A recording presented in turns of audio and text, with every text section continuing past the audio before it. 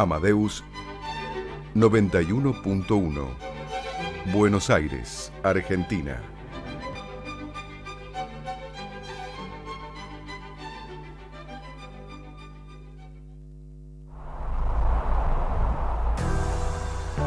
A partir de este momento comienza Segunda Convocatoria, el programa de la propiedad horizontal.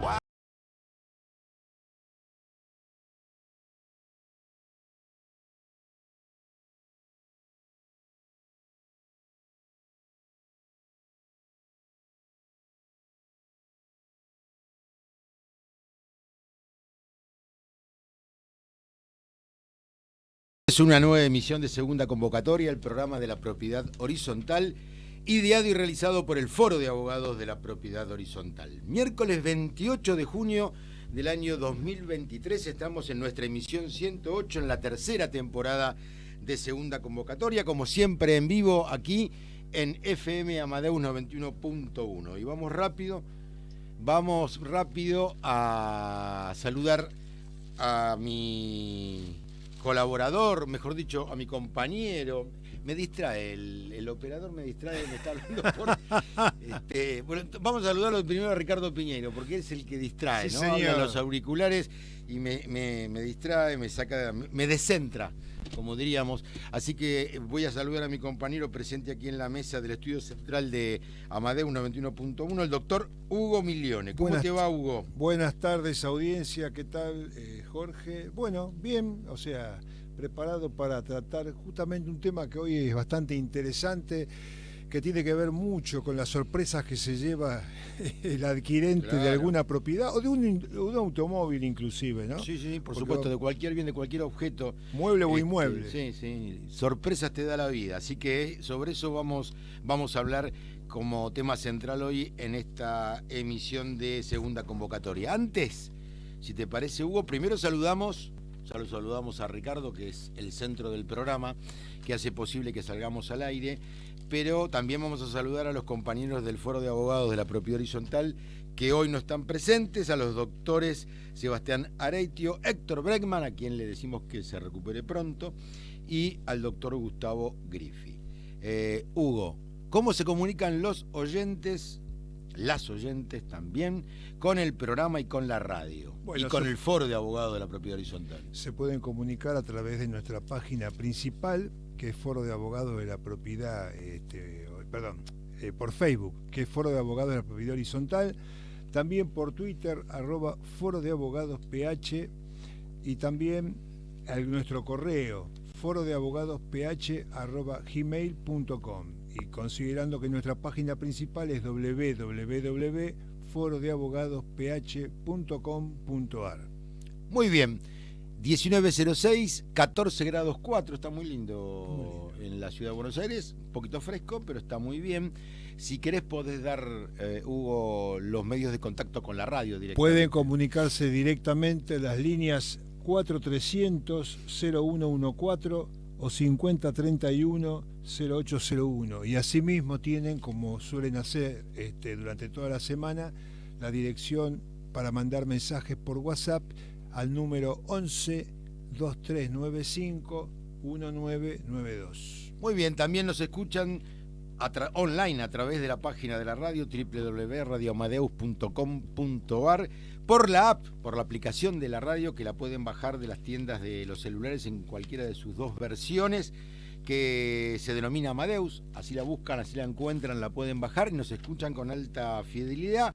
Nos van a escuchar, si no se escuchan en directo, si quieren revivir alguna parte del programa, nuevamente lo pueden hacer a través de la misma página de la radio, repito, www.radioamadeus.com.ar.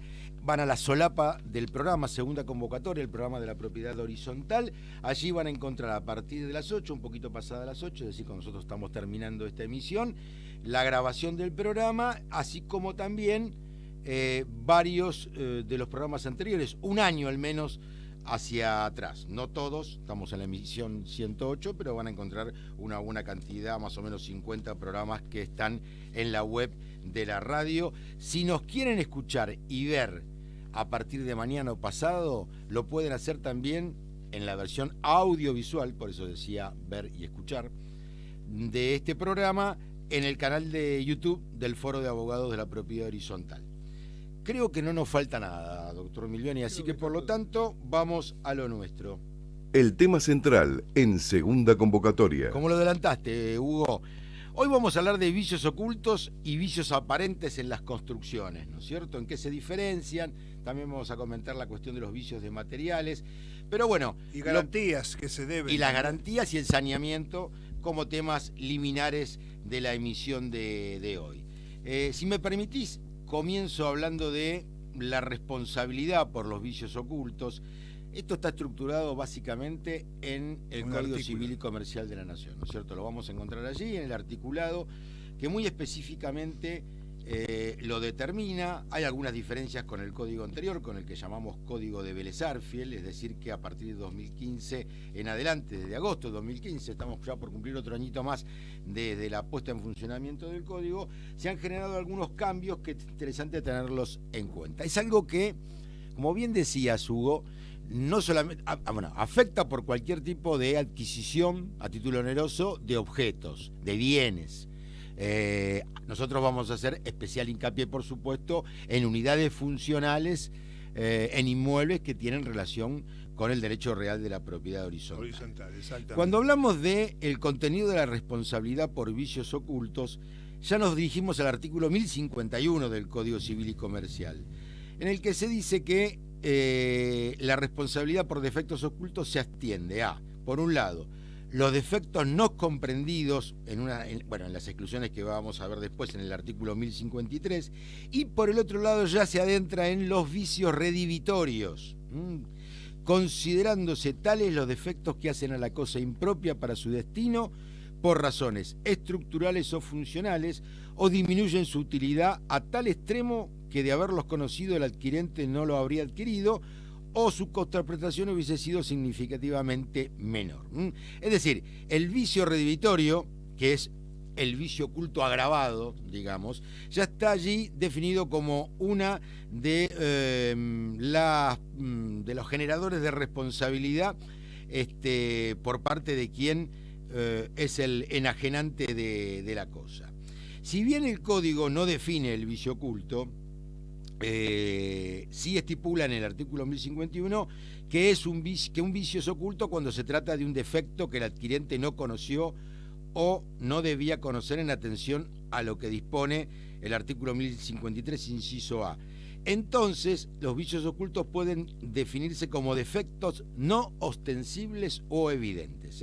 Cuando hablamos de un vicio oculto, es decir, vamos a comprar un departamento, lo visitamos, lo vemos, etcétera, lo revisamos, pero evidentemente ese defecto no está a la vista, no es ostensible, no es evidente.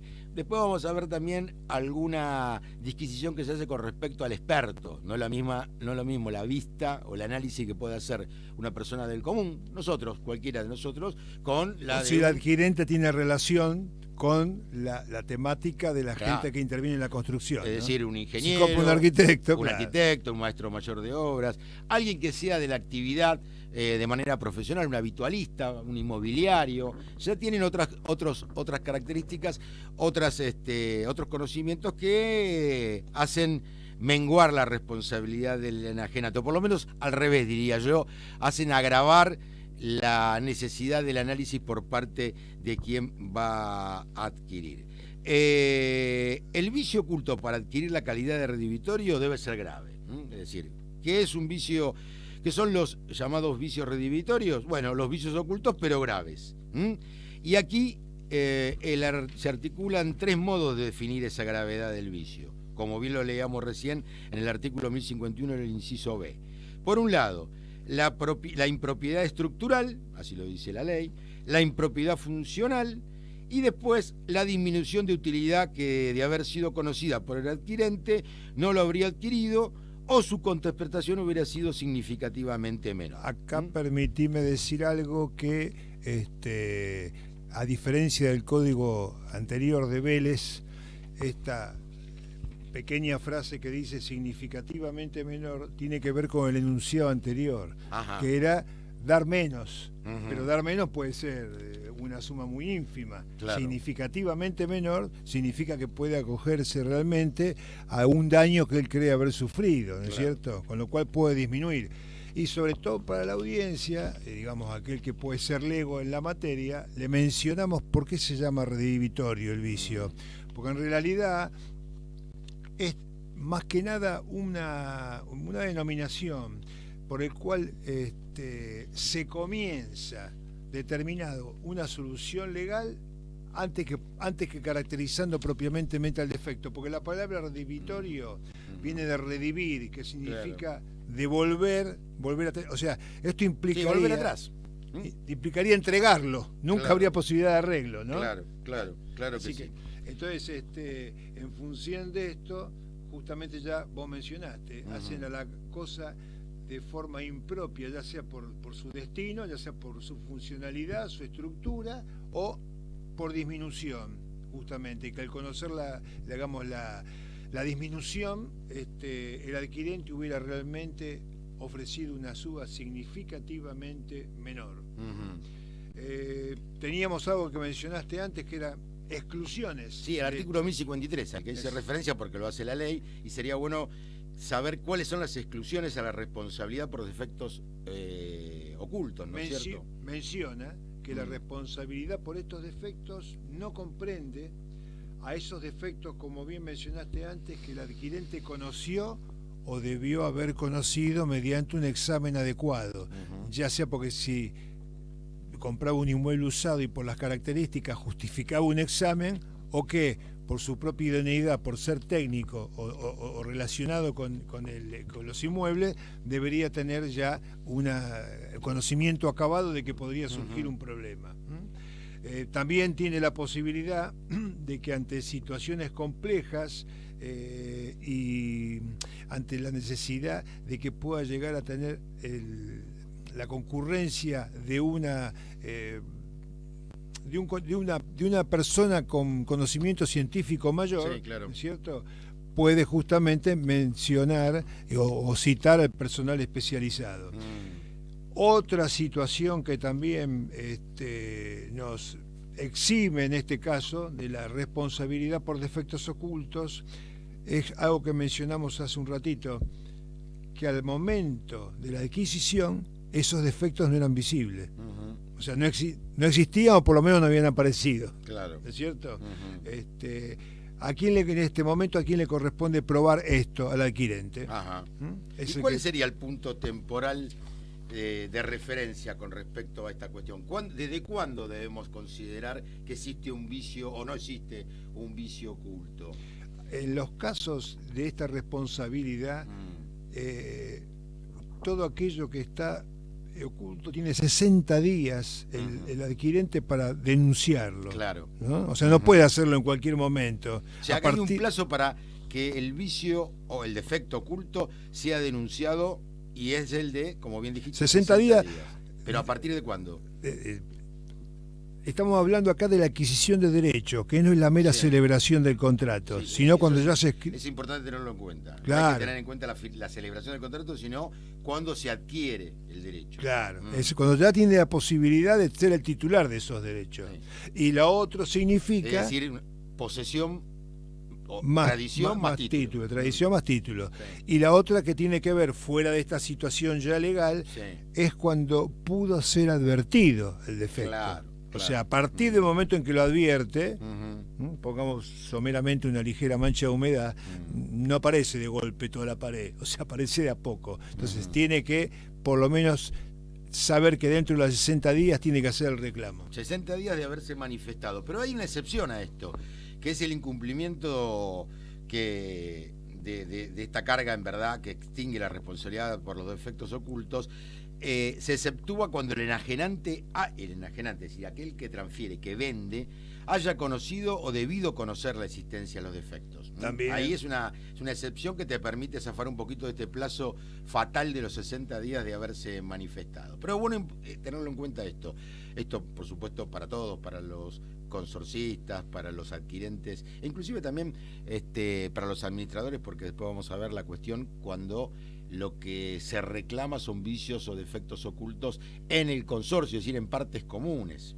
Es bueno tenerlo en cuenta esto, que la excepción a ese plazo, 60 días de haberse manifestado, está dado en poder probar que el enajenante conocía esa situación, o que debió conocerla. Por ejemplo, el constructor es un especialista en estas cuestiones, y por lo tanto eso implica la posibilidad de poder debatir, discutir el plazo fatal de los 60 días. Porque acá habría dos cosas. Sí. Por un lugar, este plazo de 60 días es lo que se llama una carga para el adquirente. Claro. Le pesa y está a cargo de él probar justamente que él está haciendo el reclamo dentro del tiempo correcto. Ajá. Pero a su vez tenemos un artículo siguiente, que es el 1055, Sí. en el que acá ya menciona no tanto el plazo para denunciarlo al adquirente, sino el plazo de caducidad de la garantía, que es la garantía de 3 años que le toca al que enajenó, ¿no es cierto? Claro. Es decir, se cuenta a partir de que lo recibió. A partir de ahí ya queda liberado, ¿no es cierto? Bueno, también se pueden aumentar en forma convencional, pero bueno, no creo que nadie lo haga. Es raro que alguien te dé más, ¿no? Pero Sí. por ahí sí lo pueden llegar de acuerdo a la cosa, es decir, al tipo de inmueble puede ser que se pueda convenir. ¿Qué más tenemos ahí? Tenemos que, por ejemplo, estas acciones, ¿no es cierto? El acreedor de la garantía tiene la posibilidad de declarar la resolución del contrato. Ajá. O sea, directamente dejarlo, o sea, resolverlo, salvo que pueda en algún caso tener un defecto subsanable. Ajá. Subsanable, obviamente, tenemos todos entendido que es aquel que se puede reparar y volver las cosas a su estado anterior, Sí, ¿no claro, es cierto? Claro. Aquí el adquirente no tiene derecho a resolverlo, porque es subsanable, y más si el garante ofrece esa reparación. Claro, la subsanación. Y él no la acepta. En este caso, él va a quedar a salvo, el garante de reparar los daños. Correcto. Entonces ya teníamos la manifestación, el plazo para la denuncia del defecto oculto, hablaste de la garantía y la caducidad, que es muy importante tenerlo en cuenta, que en el caso de Cosa Inmueble, cuando transcurren 3 años desde que la recibió, eso siempre tenerlo La garantía en cuenta. por quien tiene derecho a reclamar la garantía. Sí. Y la caducidad cuando se fue de plazo y no reclamó, Correcto. perdió. Bueno. Después hablamos del defecto subsanable, que es el artículo 1057 del Código Civil y Comercial.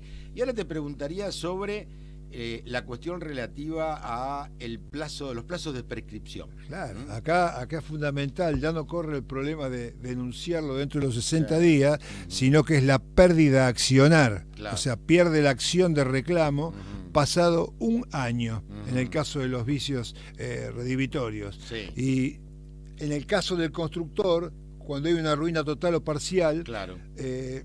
se cuenta, ya sea si fue por suelo o mala calidad de los materiales, siempre que se trate de obras destinadas a larga duración. Sí. Bueno, un inmueble claramente lo Siempre se cuenta a partir del momento en que se produce la ruina. Claro, ¿no? claro. Hay que tener en cuenta esto, entonces. Ese plazo Pero es 1 año.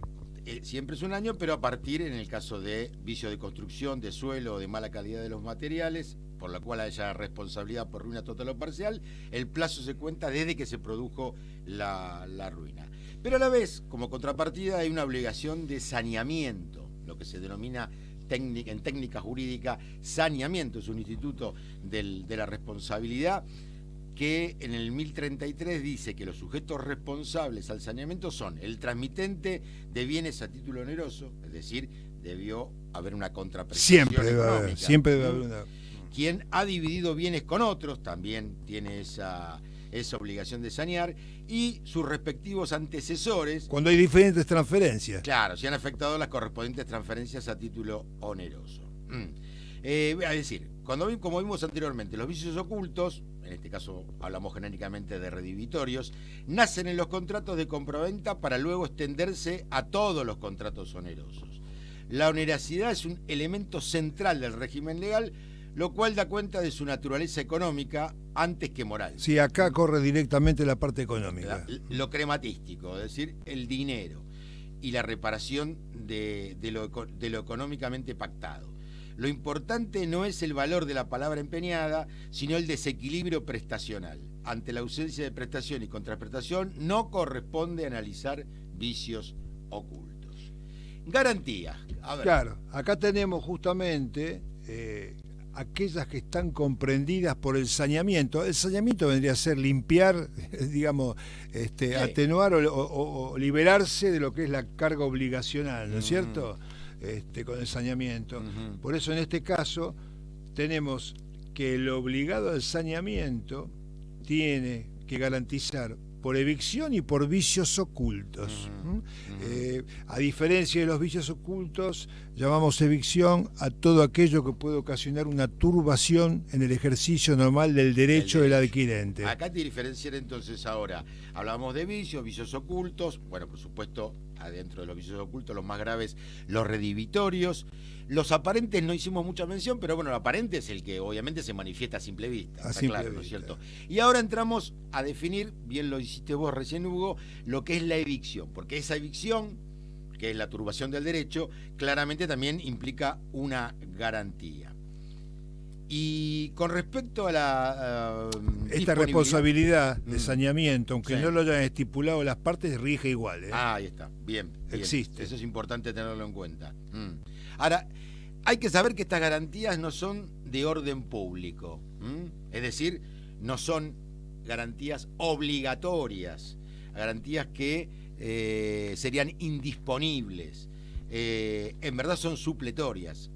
Se cumplen o se tienen en función o en miras al equilibrio de las prestaciones. Claro. Pero pueden modificarse por vía contractual, ya sea limitarse, reducirse, aumentarse. Eso lo permite la libre convención entre las partes.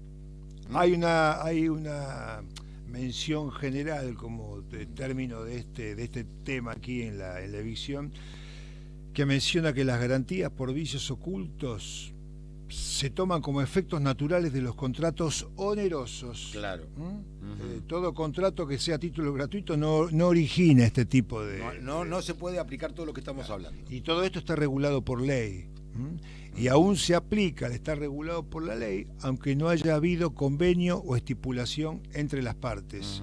Ahora, si estas partes introducen cláusulas que pueden ampliar o restringir las garantías, bueno, van a estar habilitadas en forma condicional, Claro. con algunas condiciones, ¿no? Claro. Hay casos en los que estas cláusulas se tienen por no convenidas, ¿no? Ahí está, la supresión y la disminución de la responsabilidad por saneamiento se tienen por no convenidas en dos casos concretamente. Por un lado, si el enajenante, cuando hablábamos de enajenante, repetimos, es aquel que Siempre. vende, que transmite, conoció o debió conocer el peligro de evicción o la existencia de vicios.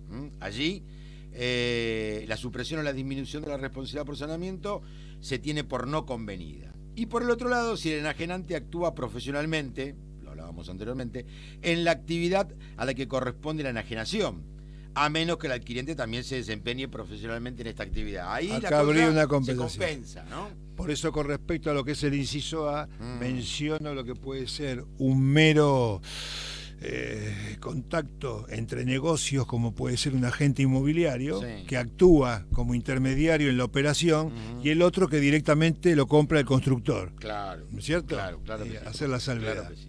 Sí, ¿qué más podemos decir, Hugo? Podemos decir de que el acreedor de la obligación de saneamiento, o sea, el que El tiene el adquirente. derecho a que le saneen justamente el problema, puede optar en reclamar el saneamiento del título o subsanar los vicios Sí. del título. O en tal caso, si es fungible, no sería el caso sería de el un caso de un inmueble, inmueble. pero reclamar un cambio de bien. Sí. Y por supuesto que esto también está estipulado Sí. para aquellos casos en que no haya conjunto indivisible en la compra. Si son varios inmuebles, Ajá. todo es indivisible, salvo que hayan sido vendidos por separado. Claro. En este caso se puede reclamar. Bien. La responsabilidad por daños. El acreedor de la obligación de saneamiento también tiene derecho a la reparación de los daños en los casos previstos, bueno, que ya lo hemos visto en el artículo 1039. excepto en qué situaciones. Volvemos al anterior. Si el adquirente conoció o pudo conocer el peligro de la evicción o la existencia de vicios, Claro. es como la contracara de lo anterior. Si el enajenante no conoció ni pudo conocer el peligro de la evicción o la existencia de vicios, si la transmisión fue hecha a riesgo del adquirente, que es otra de las posibilidades, y si la adquisición resulta de una subasta judicial o administrativa. En el caso de subasta, cuando uno compra un bien en subasta, siempre está sometido a Lola. Sí, claro. Claro. Ahí no va a haber posibilidad del reclamo por la reparación de los daños en el caso de evicción o de vicios. La exención de responsabilidad por daños... En realidad, sí. el origen en sí de la operación de adquisición viene por una disposición judicial. O sea, eso seguramente tuvo algún dueño, pero se ordenó la subasta, sí, y el que compra directamente compra representación de lo que fue el deudor con el bien a subastar, no le compra al juzgado, pero compra a través de lo que es la sentencia de remate, ¿no? La exención de responsabilidad por daños previstas en estas dos primeras partes que vimos, si el adquirente conoció o pudo conocer el peligro de evicción o la existencia de vicios, o si el enajenante no conoció ni pudo conocer el peligro de la evicción o la existencia de vicios, no puede invocarse por el enajenante que actúa profesionalmente en la actividad a la que corresponde la enajenación, a menos, como dijimos recién, que el adquirente también se desempeñe profesionalmente en esa actividad. Ahí se neutraliza la responsabilidad por los daños. Otra cosa que podemos decir que, atento a ser tratados los vicios como responsabilidades especiales, se ha previsto lo correspondiente a la reparación de daños más allá de la obligación de saneamiento. En el sistema del Código Unificado, el que estamos tratando ahora, el sujeto responsable debe sanear y reparar. Saneamiento del problema, del vicio, de la evicción, y por otro lado la reparación del daño. En el sistema anterior, es decir, en el Código Velezano, solo cabía la responsabilidad por daños en caso de mala fe del transmitente. Si no se probaba la mala fe, no cabía eso. Muy bien, bien. Vamos, antes de ir a la pausa, a hablar un poquito, si te parece, Hugo, a hacer una reseña, una referencia a lo que es la responsabilidad por evicción. Eso sería el artículo 1044. Lo habíamos mencionado hace un ratito, en el cual mencionamos que ¿cuál es la responsabilidad por evicción? Es asegurarle al adquirente la existencia y legitimidad del derecho que se le transmitió. Claro. Por eso es extensible a toda turbación de derecho, que puede ser total o parcial, que recaiga sobre el bien, ya sea por una causa anterior o contemporánea al momento de la adquisición. Claro, correcto.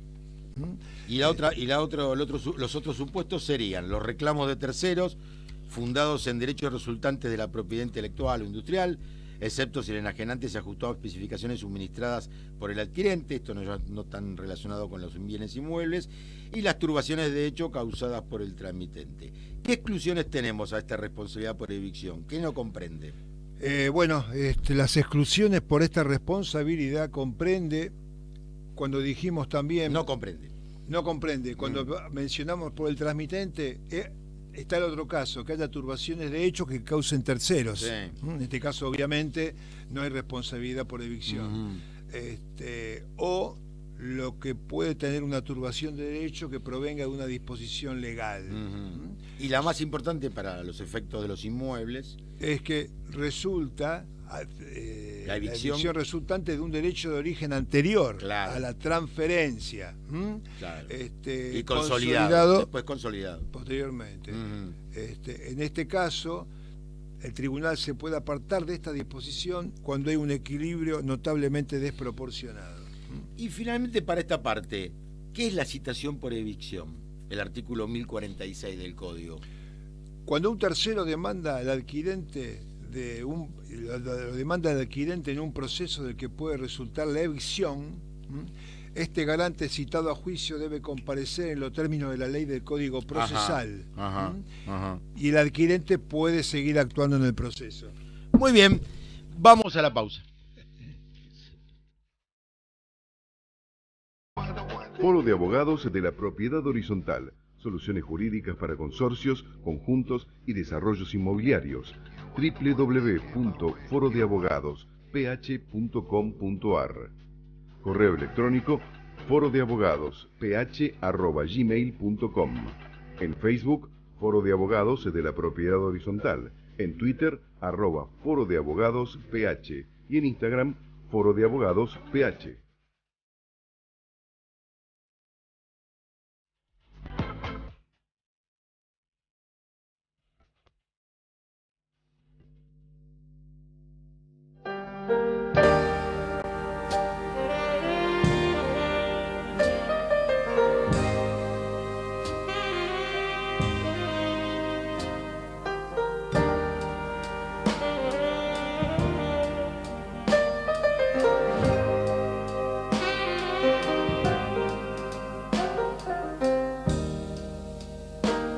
Ain't no way for me to love you if you want. Let me.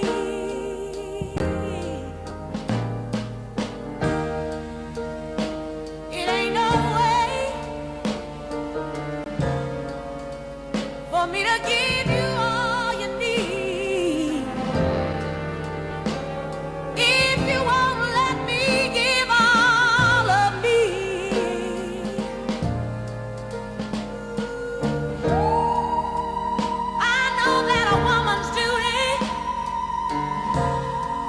is to help and love a man, and that's the way it was for me.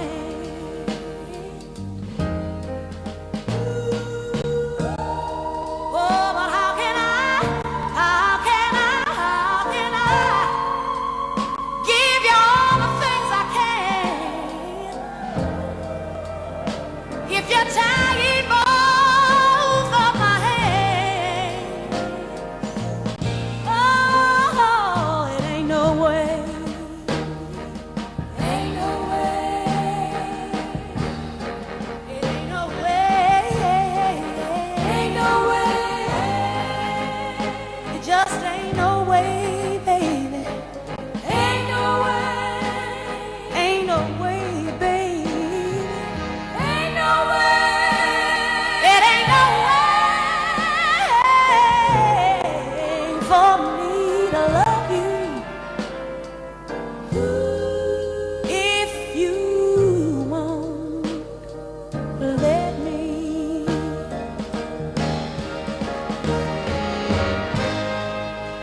Stop trying to be someone you're not.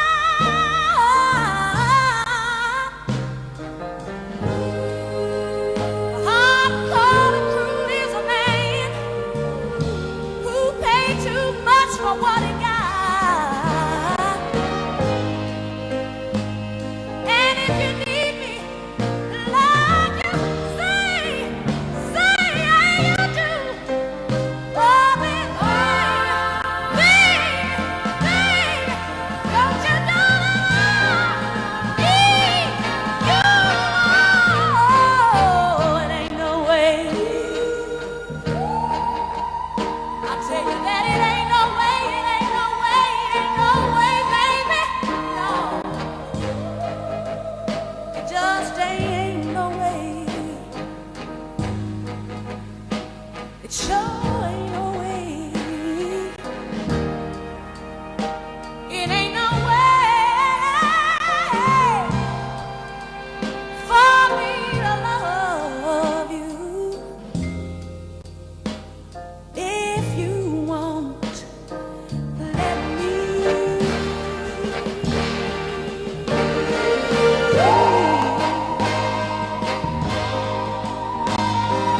Ain't no way if you won't let me.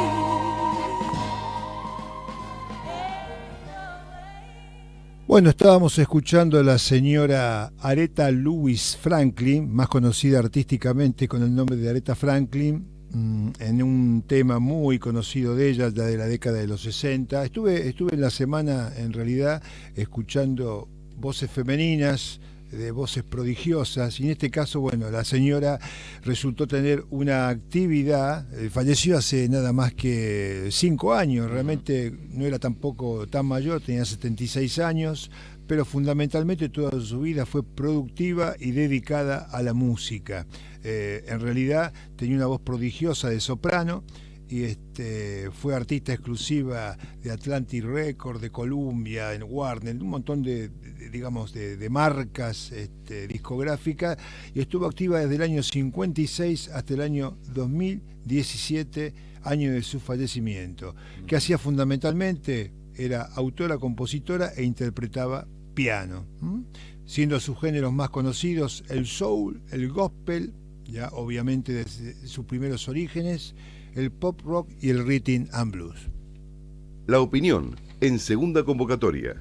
Muy bien, 19:38, 13 grados 1, bajó la temperatura un poquito en la ciudad autónoma de Buenos Aires, la capital de la República Argentina.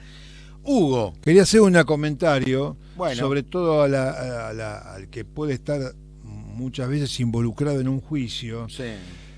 ¿Quién paga las costas? Es importante. Ah, ¿Quién es importante pone? Para todos, especialmente para los abogados. Y las abogadas. Los gastos de defensa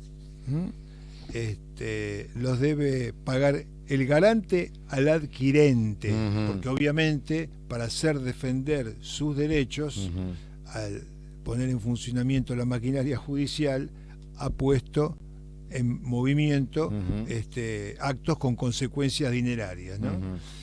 Salvo este adquirente no los puede cobrar ni efectuar ningún tipo de reclamo si no lo citó al proceso, claro, obviamente, si no citó al garante, o si lo citó y aunque se allanó, continuó con la defensa y fue vencido. Sin incursionar en aspectos técnicos, el allanamiento significa acceder a los términos que puede reclamar el adquirente en la sentencia, pero aún así puede no aceptarlo y continuar con el juicio, y le sale una sentencia contradictoria. Acá no hay posibilidad de ningún tipo de reclamo. ¿Cuándo cesa la responsabilidad?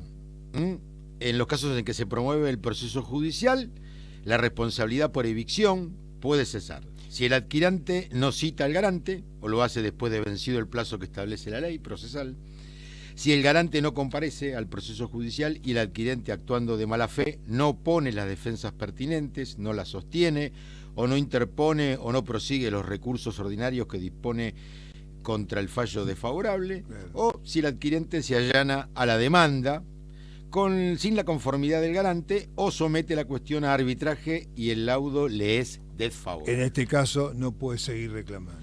Sin embargo, la responsabilidad subsiste si el adquirente prueba que por no haber existido oposición justa que hacer al derecho del vencedor, la citación oportuna del garante por evicción o la interposición o sustanciación de los recursos eran inútiles o que el allanamiento o el laudo desfavorable son ajustados a derecho. Finalmente, la prescripción adquisitiva. Y ahí es importante esto. ¿Puede darse? 1050 del Código. Sí, señor. Dice que cuando el derecho del adquirente se sanea, o sea, no reclama, y el transcurso del tiempo corre con el plazo de prescripción adquisitiva, se extingue esta responsabilidad de evicción. La responsabilidad por evicción. Tenemos que tener en cuenta de que hay como un saneamiento automático, digamos, ¿no? Por el transcurso del plazo. Mire usted lo que dijeron los tribunales, doctor Milione. Por ejemplo, vamos a citar algunos, y después vamos a hablar de un fallo en particular que fue un poco el disparador de todo este tema que hoy desarrollamos. La Cámara Nacional de Apelaciones en lo Civil, la Sala F, en el año 2012, dijo que corresponde condenar a los demandados e indemnizar al actor, pues ha quedado acreditado que los daños por humedad que presenta la unidad funcional a estrenar de los actores, verificados por la perito arquitecta designada de oficio, constituyen vicios ocultos del departamento y son consecuencia de la defectuosa ejecución de los trabajos y o al empleo de materiales de baja calidad en su construcción. Los mató acá. Por lo que los demandados deberán responder en su condición de constructor, vendedor y arquitecta directora de la obra, que todo son siempre los legitimados pasivos en estos casos, ¿no? El constructor, el desarrollador o el constructor que vende también, y el director o la directora de obra. También, Otro, sí. No, hubo otro fallo Sí, para mencionar, eso. que es como recién salido del horno, porque estaba apenitas, Sí. se había sancionado el código, este fallo de octubre del 2015, Sí. por la Cámara de Apelaciones en lo Civil, Comercial y Tributaria de Mendoza, Ujú. que me dice: cabe confirmar el rechazo de la acción de daños por vicios ocultos, pues no existen pruebas idóneas que sean reveladoras de que esos defectos que aparecieron meses después existían al tiempo de adquirir el inmueble. Qué importante, ¿no? Claro, Ujú. o sea, y menos aún de que los mismos no pudieron ser advertidos por el adquirente. Teóricamente podrían haber sido advertidos, quiere Claro, decir, porque ¿no? ahí lo dice, fíjese. A través de una constatación adecuada y Claro, diligente, claro. afín a las propias características de la cosa adquirida. Ujú. La determinación de la existencia de un vicio oculto no depende solamente de que el mismo sea aparente, sino también que no haya podido ser conocido por quien adquirió la cosa, a pesar de una verificación adecuada y diligente, utilizando medios aptos para ella. La Cámara de Apelaciones en lo Civil y Comercial de Azul en el año 2017 dijo que corresponde confirmar la sentencia que hizo lugar a la demanda por incumplimiento contractual y daños y perjuicios contra los vendedores del inmueble en el que habitan los actores, pues surge acreditado que el bien presentaba vicios ocultos al momento de celebrarse la operación. Esto es, la existencia de bichos taladros. Qué común que es esto de los bichos. No lo conozco, ¿no? No, es muy común esto, encontrar los bichos taladros que obviamente no se ven, no se manifiestan hasta que después sí aparecen. Acá fue en el techo de madera de la vivienda, que fueron bueno. deteriorando su solidez. Y otro fallo interesante de la Sala H de la Cámara Nacional de Apelaciones en lo Civil de la Capital Federal del año 2016 dice que la garantía por los defectos ocultos nace después de efectuada la tradición de la cosa, Claro. por cuanto la acción redivitoria deriva del contrato de compraventa que es su causa, y especialmente del hecho de la tradición de la cosa, Lo lo que había hablábamos mencionado anteriormente, ¿no? antes. Por lo que se exige contar con el título y el modo. Porque únicamente si hay transferencia de dominio, de suerte tal que no está legitimado por accionar quien solo cuenta con un boleto de compraventa, es importante tenerlo en cuenta esto, sin perjuicio de que frente a defectos de la cosa prometida en venta, puede demandar la resolución por incumplimiento del vendedor. O sea, puede no reclamar por lo que dijimos recién, pero sí por incumplimiento la resolución del boleto, ¿no? Ahora, doctor Miren, le voy a pedir que nos cuente un poco un reciente fallo de la Cámara Nacional de Apelaciones en lo Civil de la Capital Federal, de la Sala A precisamente, en Autos Pinzón Germán Oscar con Micaelián Luis Juan sobre daños y perjuicios. ¿Qué pasó aquí? Este fallo, perdón, es del 9 de marzo del 2023, o sea que Sí, muy recientito. muy actualizado. Ujú. Bueno, aquí en realidad es la típica compra de un departamento a estrenar, en el cual a veces el adquirente, bueno, todos estaríamos felices de poder ocupar una propiedad a estrenar, pero que se encuentra con determinados problemas que de alguna forma, a pesar de sus reiterados reclamos, no son escuchados Ajá. por el constructor o vendedor.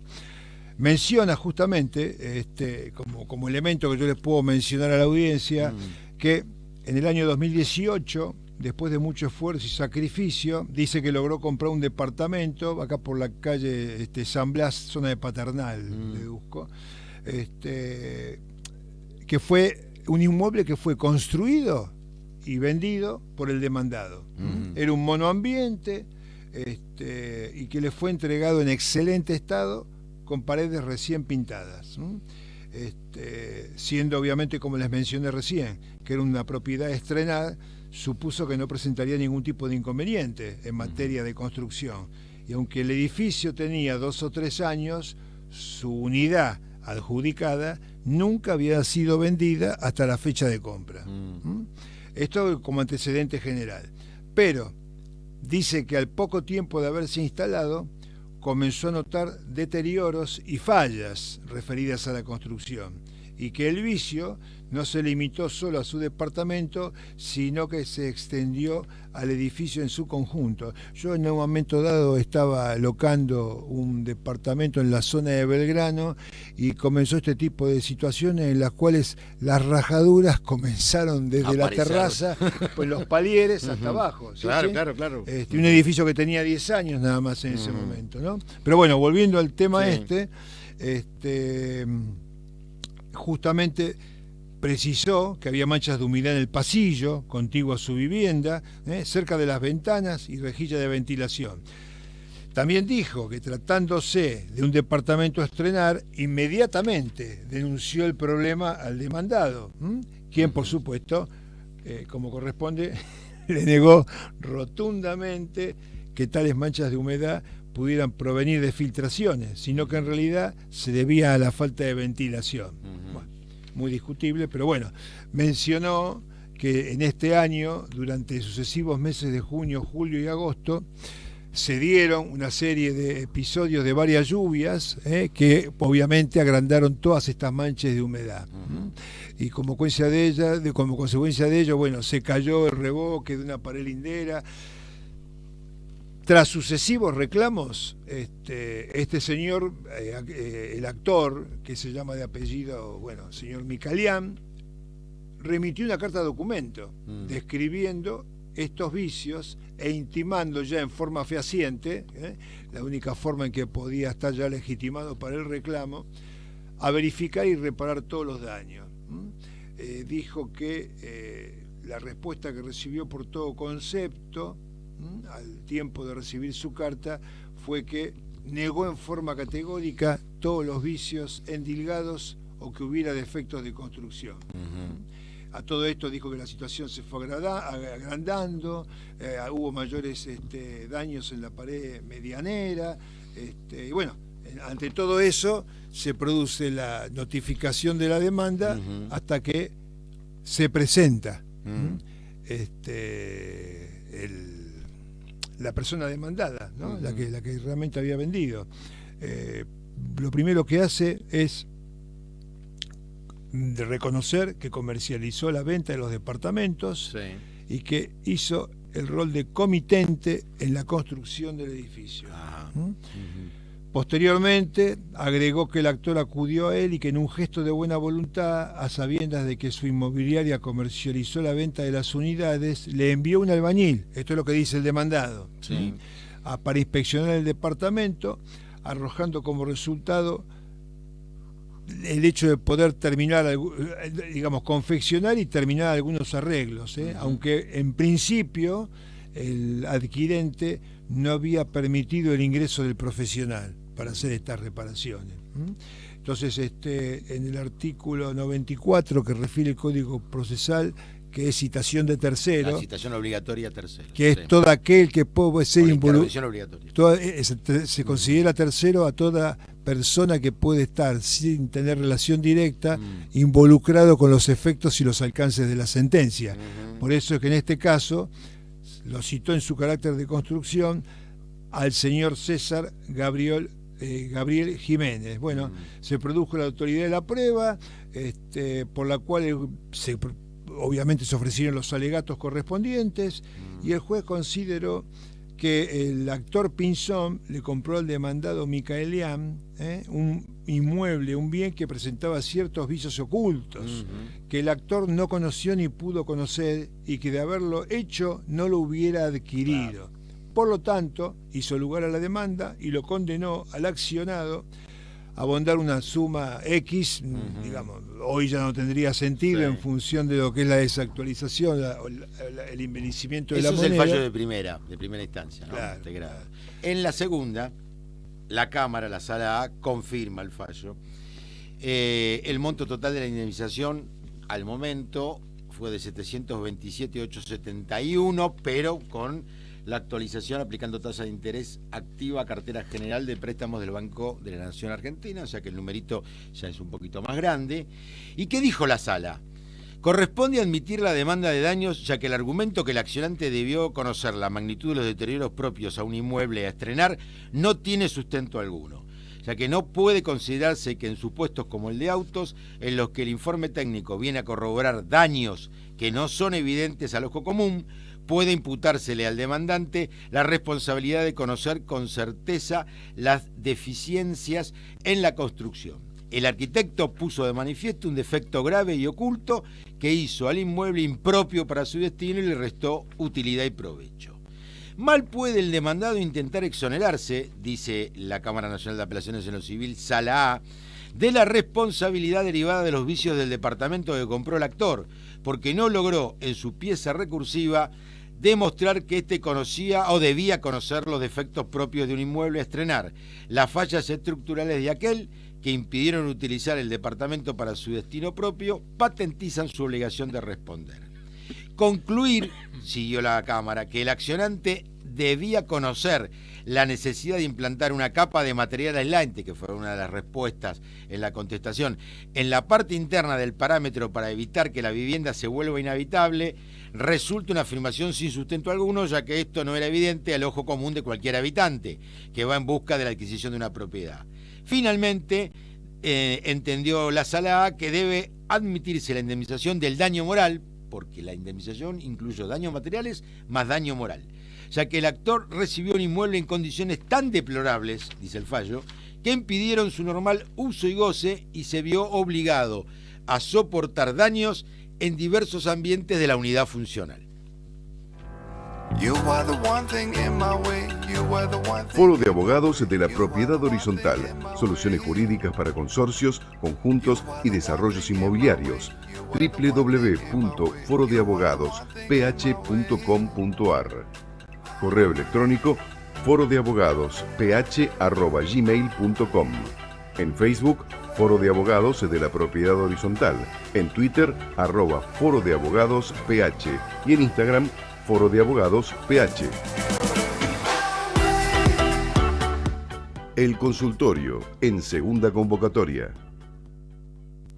Lindo tema, doctor Milione, el de los vicios ocultos, bueno, y los sí, vicios aparte redhibitorios. por la cercanía del fallo, ¿no? Totalmente actualizado. Ahora vamos a la parte de las preguntas y de las respuestas. Tenemos muy poco tiempo, 19:54. Así que voy haciéndole la primera, a ver qué le parece. Y la vamos contestando. Siempre recordamos que estas son recomendaciones, sugerencias Claro. por nuestra parte. Nosotros no conocemos el caso en concreto, por lo tanto, al recibir la consulta damos una respuesta genérica a los fines de una orientación. Si Pero que no tiene que ver con un caso en particular. Claro, si necesitan ya el estudio y el análisis del caso particular, se comunican por los medios de contacto del Foro de Abogados de la Propiedad Horizontal o inclusive aquí a la radio, a los fines de que podamos atenderlo. Débora de Neuquén, mire si llegamos lejos a través de internet, Opa, Hugo. sí señor. Nos dice: hola, soy nueva en la administración de consorcios y hace 2 semanas tomé uno y el anterior colega aún no me ha enviado la rendición final de su gestión. Solo le entregó al consejo cuando renunció 2 libros y alguna documentación. Entiendo que tendría que intimarlo, nos dice Débora. ¿Existe un plazo para ello y también para que él la efectúe? Si no la presenta, ¿qué debo hacer? Muy interesantes los temas que tocan y muy buenos los temas musicales. Mire esto para usted, Lo doctor dice por Milione, mí, sí. que pasan con la info sobre los compositores y cantantes. Soy melómana. Nos muy dice bien. gracias y saludos, Débora de Neuquén. Vamos por partes. Vamos a ampliar entonces el Bueno. espacio. Mientras no transformemos esto en un programa musical, ya hay muchos aquí en Radio Amadeus, así que nosotros vamos a lo nuestro. Sí, evidentemente tiene que intimarlo. Sí. Es decir, el código tiene un plazo por el Mm. cual tiene que entregar la documentación el administrador. Ujú. El saliente al entrante. Mm. Acá la Ese plazo de 15 días, dice el código. Claro. Acá la Creo que el código dice al Consejo de Propietarios. Pero Sí. bueno, si se lo entrega al administrador, no está mal. Normalmente, Al nuevo, digo. en muchos de los casos, inclusive tuve participación en asamblea cuando se decidía ya lo que era hablamos de esos casos en los cuales no hay mala relación, ¿no?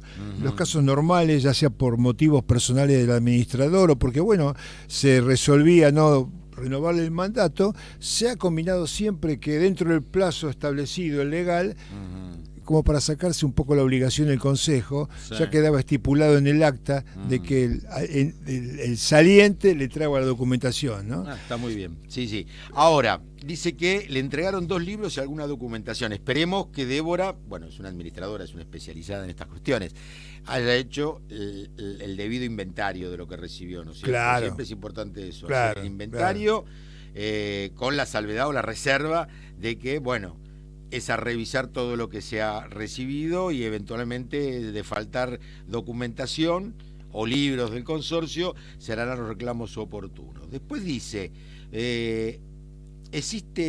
tendría que intimarlo, usted dijo que sí, Hugo, existe un plazo para ello, hablamos del plazo. Ahora, también existe un plazo para la rendición de cuentas, porque acá lo que debe hacer el saliente es rendir cuentas finales. ¿Qué son las cuentas finales?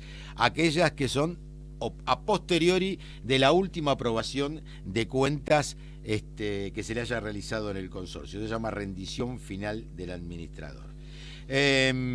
Ahora, para esto, si el reglamento no establece nada, si nada han convenido las partes con respecto a estas cuestiones, hay que aplicar lo que establece los artículos 858 y siguientes del Código Civil y Comercial de la Nación con respecto a la rendición de cuentas.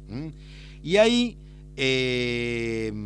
van a encontrar, por ejemplo, el artículo 861, que habla de la consecución del negocio, es decir, el administrador saliente tiene que seguir con su actividad hasta tanto sea reemplazado por otro, y en el caso de haber sido reemplazado, lo que va a tener que hacer, a través de lo que dice el artículo 862, es plantear la aprobación de las cuentas a través del plazo legal que se haya establecido. En este caso no tenemos uno determinado dentro del régimen de la propiedad horizontal, o el convencional que pueda existir en el reglamento, en el estatuto, o eventualmente dentro de los 30 días de presentados, a posteriori de esos 30 días de presentar la rendición, se puede llegar a considerar, si no la tratan, que está aprobada. que está aprobada. También en algunas medidas, los consorcios medianamente, digamos, ordenados, suele llegar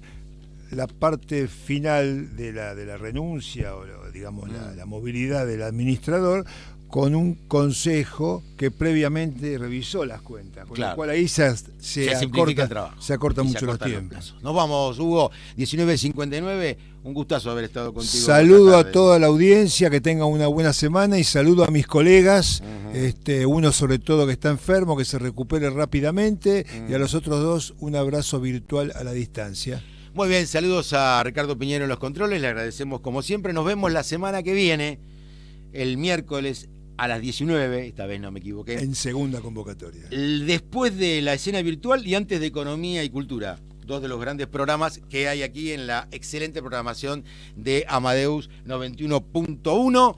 Muy buena semana. Hasta el miércoles a las 19 con segunda convocatoria. Ya en el mes de julio, ya con mes de julio. Ya en julio, qué barbaridad. Se vienen las vacaciones de invierno. Nos vemos, hasta entonces. Hasta entonces. Que la pasen bien. Chao. Desde la ciudad de Buenos Aires, República Argentina, transmite Amadeus 91.1.